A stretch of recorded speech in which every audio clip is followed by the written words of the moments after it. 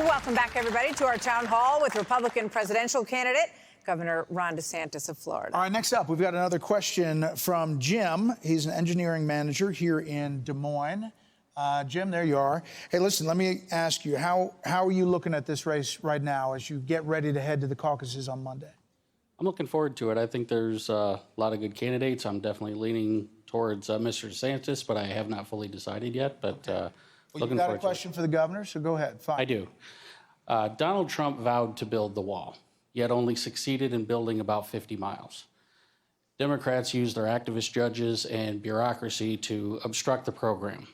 How will you address immigration and succeed where he failed?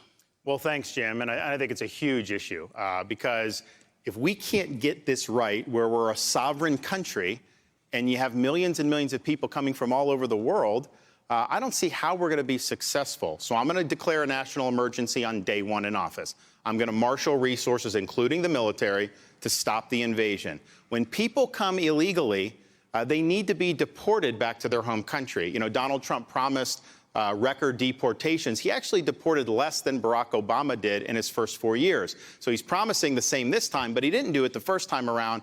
I will do it because if you don't have a sanction for coming illegally, you're going to continue to have the problem. I am going to build the wall. Now, he said build the wall to Mexico, pay for it. He's actually been in Iowa and has reflected on that promise, and he said there was no way he could have Mexico pay for it. They're not just going to give you money. There was no legal mechanism. But, you know, people criticized him in 2016 for, they said you can't do it, and he said he would do it. I thought what he was going to do, and here's what I would do. The way you raise money for the wall, you charge fees on the remittances that workers send to foreign countries. So Mexico, Central America, they send billions of dollars all over the world. I think it's like $100 billion in remittances. A small fee, you raise billions and you build the wall. I do think you need a wall. I'm a big supporter of it because it's a physical fact of life. Sometimes people will say who are more open borders, oh, censors and all this.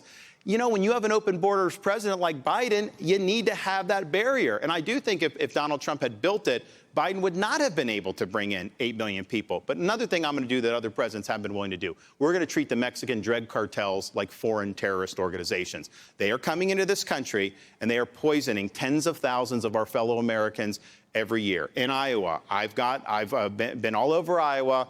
I've spoken to parents who have lost kids to fentanyl, and it's really fentanyl poisoning. And here's the thing that I think is so tragic about it. These are not drug addicts.